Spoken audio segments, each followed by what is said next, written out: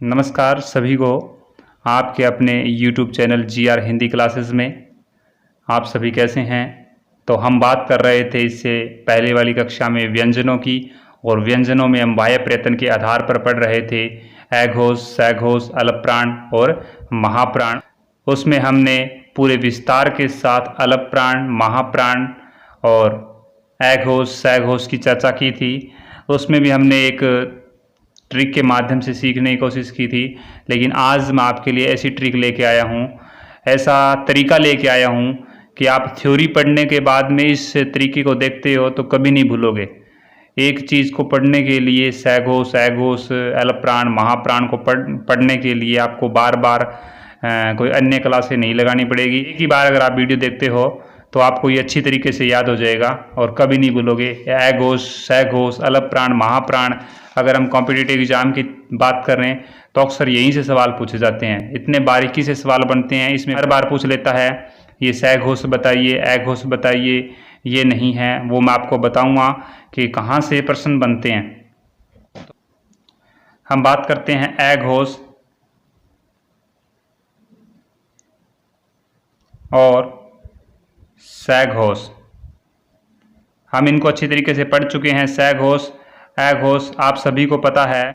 अगर हिंदी वर्णमाला की बात करें, हिंदी वर्णमाला के क्रम की बात करें तो क्रम में आप सभी को पता है कि पहले अ आता है और बाद में स आता है।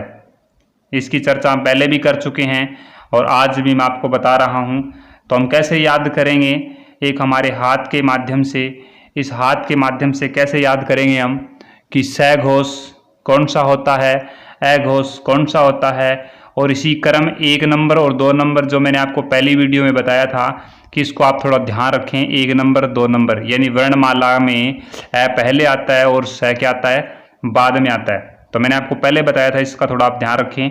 तो आज हम इसी हाथ के माध्यम से किस प्रकार से सीखेंगे, किस प्रकार से सीखेंगे कि एक सघोष, अघोष कैसे।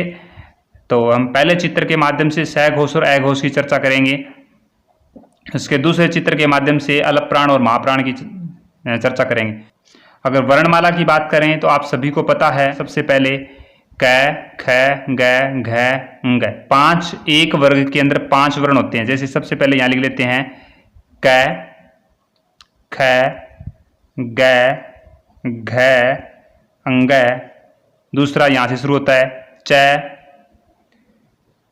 छ, ज, झ, ञ। ट, ठ, ड, ढ, ण। त, थ, द, ध और न। प, फ, ब, भ और म। 5, 5, 10, 5, 15, 5, 20 और 5, 25, ये हमारे 25 स्पर्श व्यंजन हमने लिख दिए उंगलियों पे। तो एक बात का थोड़ा विशेष ध्यान रखें, जो ये इसमें आपको दिखाई दे रहा है, ये क्या है? हमारी अंगूठी, रिंग बोलते हैं जिसको, अंगूठी बोलते हैं। लेकिन इसको हम अंगूठी नहीं बोलेंगे, आज से क्या बोलेंगे? अंगूठी बोलेंगे। इसको क्या बोलेंगे? अंगूठी। अंगूठी नहीं बोलेंगे, इसको अंगूठी बोलेंगे। और उस अंगूठी को किस प्रकार से? अंगूठी, इतना याद रखना, ये अंगूठी नहीं है, रिंग नहीं है, अंगूठी है। इसके अंदर है लगा दिया हमने, ए की जगह है लगा दिया। तो आप रखें इसमें थोड़ा सा ध्यान कि इस है में, यानी अंगूठी है हमारी, तो इसमें है लिख देंगे हम। क्या लिख देंगे? है। और यहाँ पे आते हैं उष्म व्यंजन, स, और स। आप देखिए एक बार, मैं बताता हूं आपको कैसे याद रखने हैं। इसमें आते हैं य, र, ल और व। य, र, ल और व, इन चारों को आपको पता है क्या कहते हैं? अंतस्थ। इन चारों को कहते हैं अंतस्थ। तो आपको पता है सबसे पहले ये शब्द क्या है? अंत। और ये देखिए, पहली उंगली, दूसरी, तीसरी, चौथी और ये पांचवी उंगली होती है। और सबसे छोटी और सबसे अंत में उंगली होती है, ये सबसे छोटी और सबसे अंत में। तो ये इससे ध्यान रखोगे आप, अंत में है य, र, ल और व, बस इतना याद रखो आप। क, ख, ग, घ, अंग, च, छ, ज, ज, य, ट, ठ, ड, ढ, त, थ, द, द, न, प, फ, ब, ब, म। ये तो आप सीक्वेंस में लिख ही सकते हो। अगर आप पेपर कर रहे हो, पेपर करते समय अगर आप ऐसा बना लेते हो तो आपको थोड़ी कहेगा क्यों बनाया आपने, उंगली पे देख रहे हो ऐसे ऐसे आप करके देख रहे हो क, ख, ग, घ, अंग, तो आपको कोई ये थोड़ी कह देगा भी आप क्या कर रहे हो, नहीं कर सकते हैं। तो सबसे अंत वाली उंगली है हमारी ये। तो इसमें क्या है, य, र, ल, व, यानी अंतस्थ वर्ण किस में आते हैं, अंतिम में, अंत में आते हैं अंतस्थ वर्ण। इस बात का थोड़ा, अंगूठी में है आता है, अंगूठी, अंगूठी में है आता है। और ये स पहले उसमें व्यंजन। तो देखिए आप कैसे, अगर हम ऐसे करते हैं, देखें, अगर इन दो को अलग कर देते हैं और इन तीन को अलग कर देते हैं तो ये हमारा 3 का पार्ट ये हो गया और 2 का पार्ट ये हो गया। किस प्रकार से, देखिए आप, ये 2 और ये 3। तो देखिए आप, ये 2 और ये 3 डिवाइड कर दीजिए, आपको सिर्फ इतना याद रखना है ऐसे, और ये 3 अलग कर दीजिए और ये 2 अलग कर दीजिए। सिर्फ आपको इतना याद रखना है, ये 2 अलग कर दीजिए और ये 3 अलग कर दीजिए। तो अब सबसे पहली बात, हमारे नज़दीक अंगूठा है, हमारे नज़दीक अंगूठा है। तो इस अंगूठे के अंदर सबसे पहले आपको याद रखना है कि सबसे पहले क्या आता है ए, और दूसरे नंबर पे क्या आता है, स। समझ गई बात। तो ए आता है तो इसका मतलब क्या हो गया, ए घोष। अगर ए आता है तो इसका मतलब क्या हो गया, घोष। स आता तो इसका मतलब क्या हो गया, स घोष। समझ गए मेरी बात, ए घोष, स घोष। ये ए घोष दोनों, इसमें जितने भी वर्ण आते हैं वो सारे के सारे ए घोष, और जिसमें ये वर्ण आते हैं वो सारे के सारे क्या है, स घोष। तो ऐसे इसको याद रख सकते हो आप। ये क्या है, ए घोष। और कितने ए घोष की हमने कल चर्चा की थी, 1 2 3 4 5 और 5 10 और 10 और 3 13। हमने ये चर्चा की थी भी ए घोष 13 होते हैं और स घोष कितने होते हैं, स घोष 20 होते हैं। और इसमें होते हैं सारे के सारे क्या होते हैं, स्वर। अब स्वर कैसे याद रखोगे, अब परीक्षा में आ गया भी स्वर ए घोष होते हैं, स घोष होते हैं, कैसे याद रहेंगे, स्वर किस में आते हैं। अब ये तो ध्यान में आ गया भी, पहली 2 उंगली, पहले 2 ए घोष और दूसरा स घोष। ए पहले आता है तो पहला ए, और दूसरा स आता है तो दूसरा स। ऐसे याद रखोगे। है इसमें आएगा, इस उंगली में है आएगा, क्योंकि इसमें अंगूठी है और अंगूठी को हमने क्या नाम दे दिया, अंगूठी। तो है इसमें रहेगा, ये याद रखना आप। अंतस्थ, अंत वाली उंगली है, अंत वाली उंगली के अंदर या र ल व अंतस्थ आए हुए हैं, तो इसलिए ये क्या हो जाता है, अंतस्थ। तो इसलिए क्या हो जाता है, अंतस्थ। अंत वाली उंगली में या र ल व अंतस्थ आते हैं, अंत वाली उंगली में। और इसी में पंचम वर्ण अंतिम शब्द आते हैं, जो अंतिम वर्ण होते हैं वो इसी में आते हैं। तो इस प्रकार से याद रखोगे। अब परीक्षा में आ गया प्रश्न स्वर। स्वर कौन सो के साथ आते हैं, ए घोष में होते हैं, स घोष में होते हैं। तो आप याद रखना, स घोष और स्वर दोनों में दंत्य स है, तो दोनों क्या होंगे, स घोष। दोनों में दंत्य स है, इसमें भी स और इसमें भी स, दोनों में स, तो दोनों एक साथ जाएंगे। और इसका दूसरा तरीका ये भी है कि जहाँ ज़्यादा वर्ण वहीं स्वर, जहाँ ज़्यादा वर्ण वहीं स्वर। तो उम्मीद करता हूँ ये आपको पसंद आया है। एक बार देखें इसको, आप बढ़िया मन लगा कर देखें, बिल्कुल समझ में आएगा। फिर भी ना समझ में आए तो आप मुझे कमेंट बॉक्स में ज़रूर बताएं, और कोई प्रॉब्लम हो तो ज़रूर बताएं। अब बात करते हैं, आप इसका स्क्रीनशॉट ले लीजिए। और अब बात करते हैं हम अलप प्राण और महाप्राण की बात करते हैं। इसी प्रकार से अलप प्राण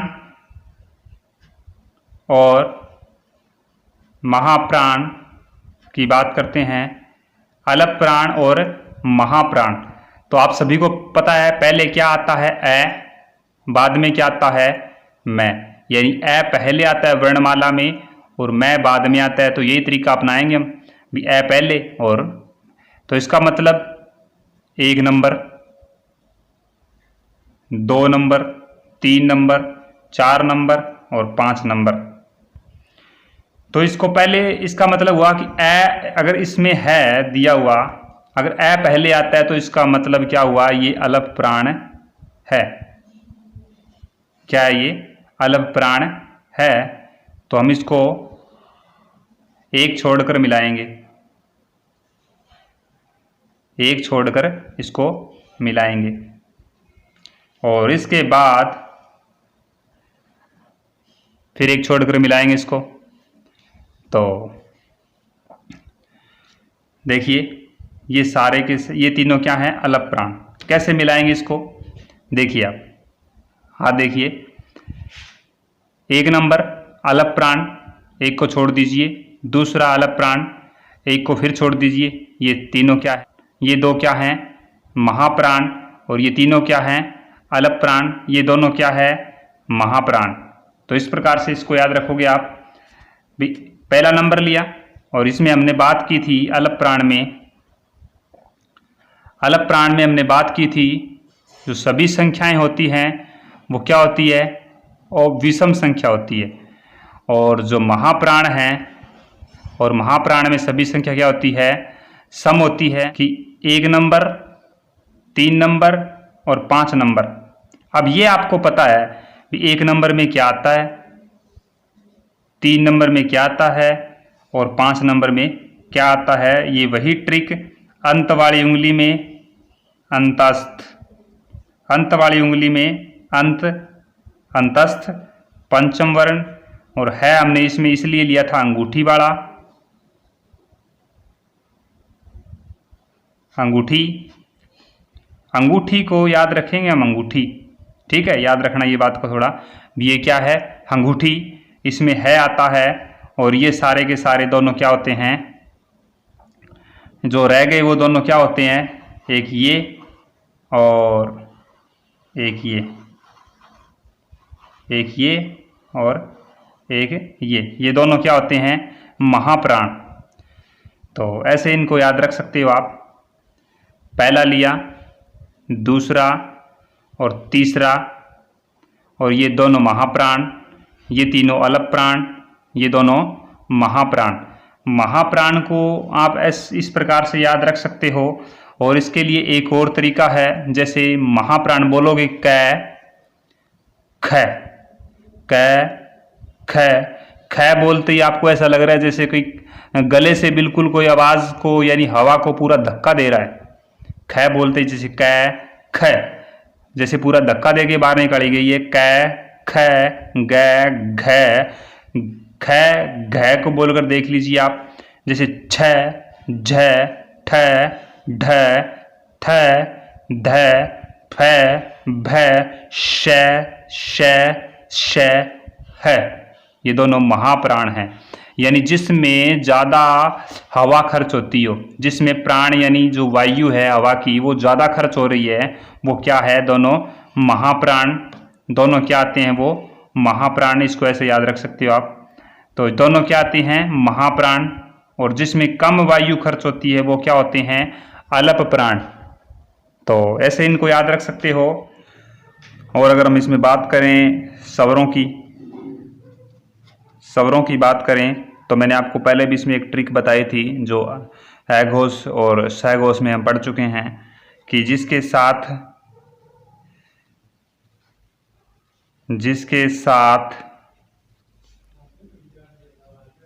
ज़्यादा वर्ण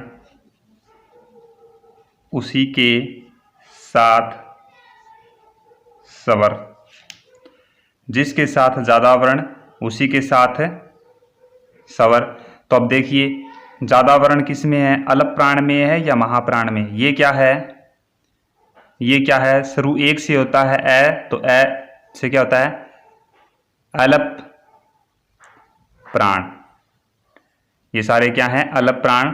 और ये दो क्या है, महाप्राण। ये क्या है, महाप्राण।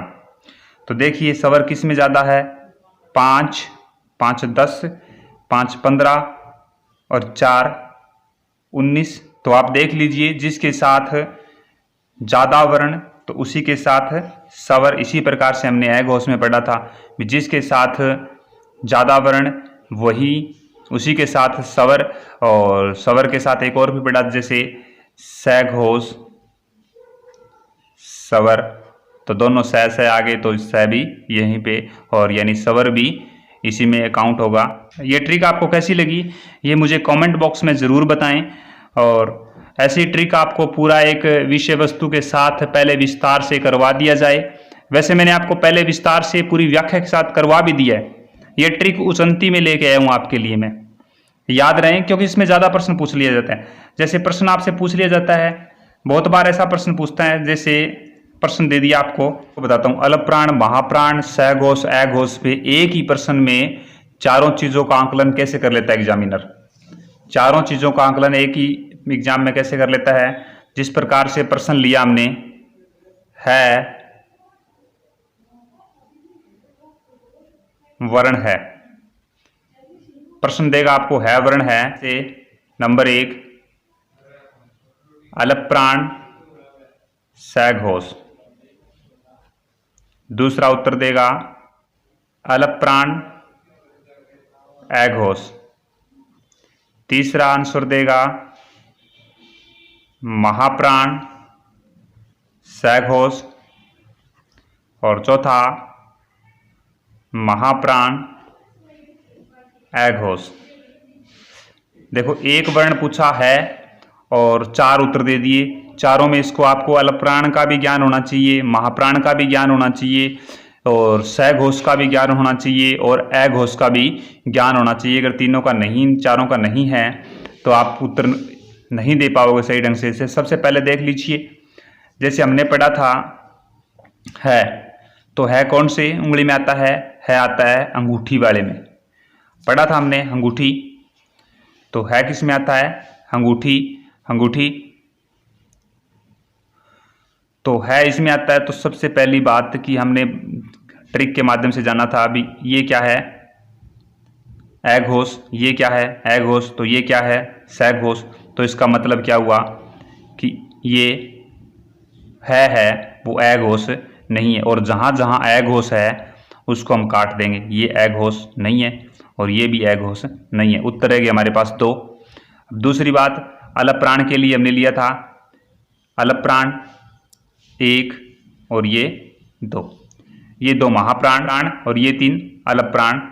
तो हमने इस ट्रिक के माध्यम से पढ़ा था।